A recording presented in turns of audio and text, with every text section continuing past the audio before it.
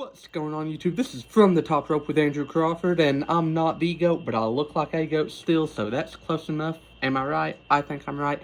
And today on the channel, I will be fantasy booking how WWE should have actually booked twice in a lifetime. Now, quick rundown of what the story actually was. John Cena lost to The Rock at their once-in-a-lifetime match at WrestleMania 28. Then Cena supposedly had the worst year of his life. Following that, they even pinned Cena's divorce in 2012 on this loss. But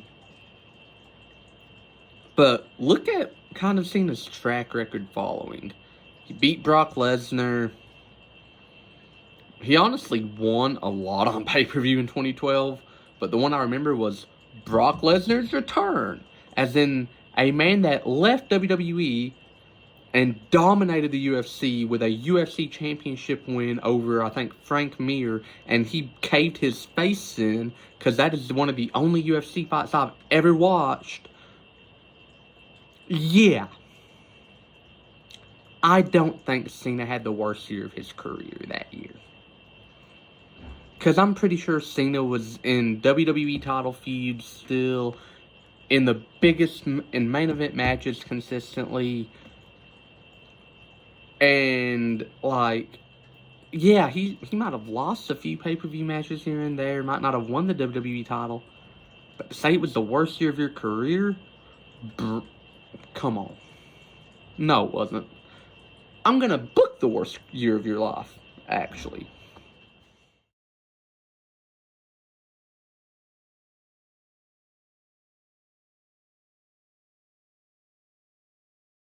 So we start the night after WrestleMania. John Cena comes out, and he says, I told everyone I needed to win, and I lost. But The Rock was the better man last night. I would like him to come out here so I can shake his hand and tell him that to his face. And, much like in real life, instead of The Rock's music, Brock's music. Brock Lesnar comes out, and John's like, uh-oh. And he, like, extends his hand, you know.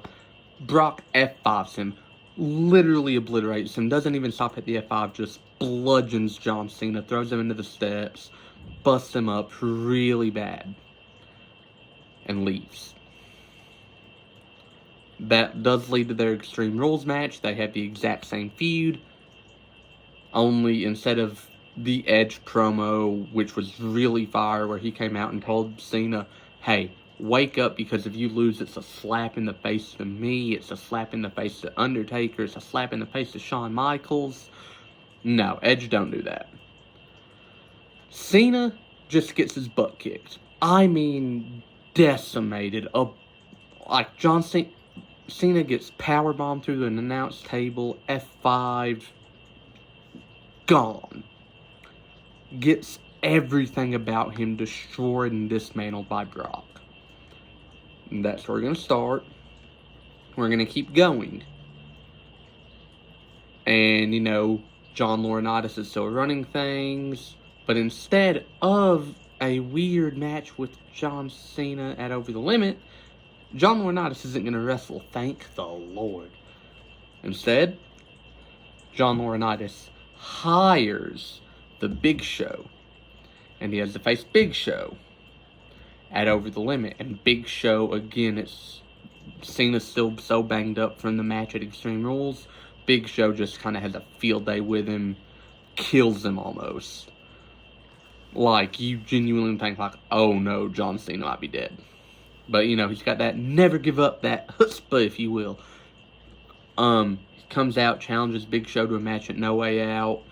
The cage match, where if he wins, John Laurinaitis is ousted from power. And this is going to be his only win of the year, so it's okay. But he comes out, makes the challenge, but because of what Big Show's done, all the other baby faces on the roster come out. They help Cena. Cena, with, like, obliterated ribs at this point, wins. He hits the AA to John Laurinaitis, because that's one of my favorite AAs ever, just because I could not stand John Laurinaitis. I still can't. But then Cena declares for the Money in the Bank match instead of having to win a qualifying match for it. And this time, he loses. Not to Big Show. No. Please no. He loses to Chris Jericho because he has unfinished business with CM Punk, it would seem. So, Jericho will go off to feud with Punk, and instead, Cena will continue the worst year of his career by getting decimated by opponent after opponent in feud after feud, going up to like October. And in October, he's going to have a match with Hall of Pain Mark Henry, which is like, I'm going to murder you, Mark Henry, and I love that, Mark Henry. And the feud ends with a World's Strongest Slam on top of the stage, and this is back when the stages were metal, so it's going to be brutal. And so Cena has to get like carried out, and it's announced Cena will be out for an indefinite amount of time.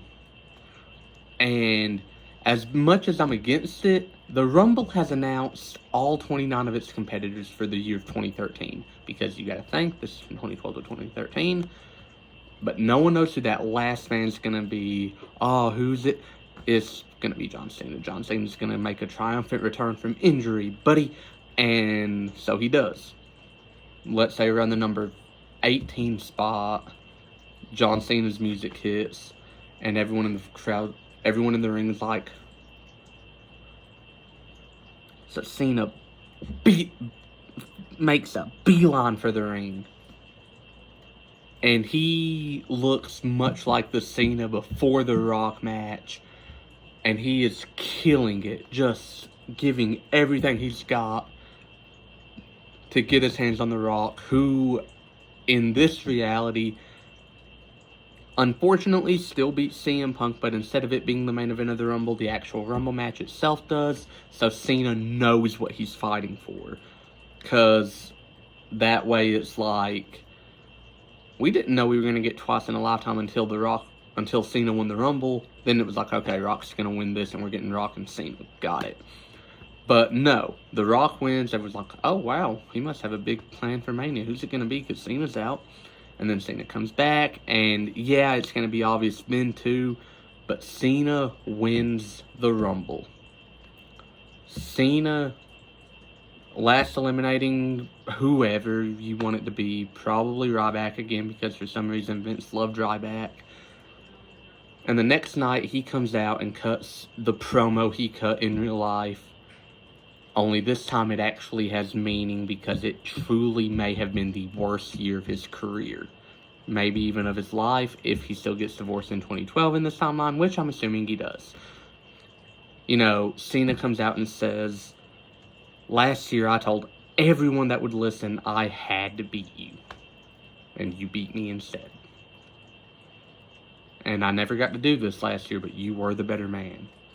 Goes to shake the Rock's hand, and as the Rock's reaching out, Cena goes, like, psychs him out, says, but you're not the better man. You were last year on a fluke. I got cocky, and that's why you beat me.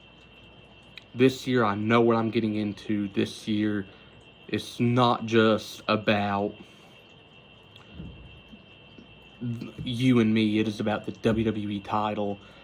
And JBL nicknamed me Big Match John for a reason, and John goes on this tangent about how he's going to destroy The Rock this time, about how he's going to give everything he has just to call himself the WWE Champion again. Meanwhile, The Rock, who won last year, he's getting cocky. We're not going to get the same Rock we got at Twice in a Lifetime. We're going to get a cockier heel Rock. Where he's like, yeah, I beat you last year. I'm not worried. Come on, man. And, you know, in the build-up, you know, Rock still isn't taking it seriously. You know, he's like, I wonder who my next challenger is going to be after this kid, you know? Just running his mouth constantly about Cena, talking smack. And John is, you know, motivated. He's telling The Rock, you need to be careful because I know what I'm getting into this year. You don't. It's the complete opposite of last year. And then, on the go-home show, it culminates when Cena disrespects The Rock. Don't know what he says, but The Rock slaps him, and the go-home episode of Raw ends in a pull-apart brawl with the WWE title, like, flattened out in the middle of the ring, and, like, 7-8 guys having to hold Cena and The Rock back from tearing each other apart. Then we get to Mania.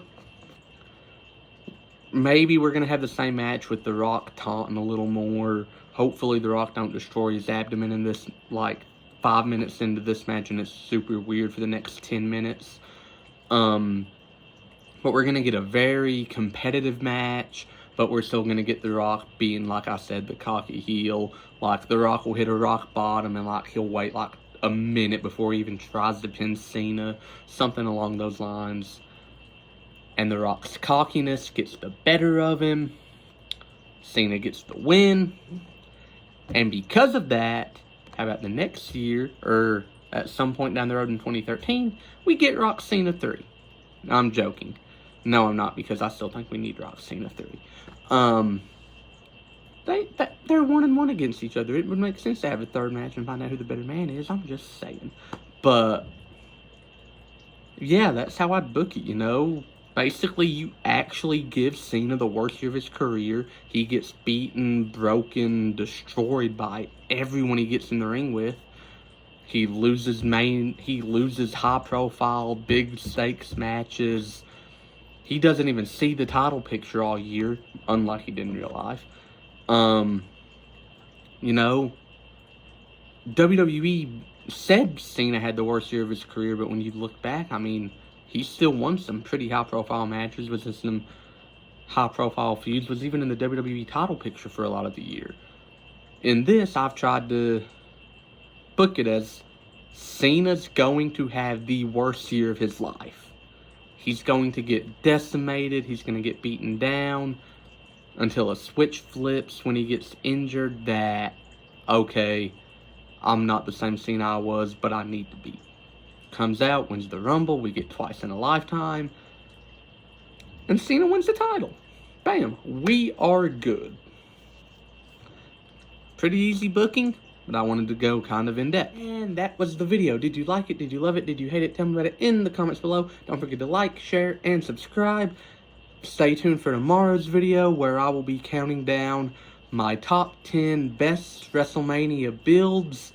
And this is talking about one build per WrestleMania, but like one match build, like Cody and Roman this year, or like, you know, just something like that. But with that said, this has been From the Top Rope with Andrew Crawford, and unlike John Cena, I can see you and I will see you very soon.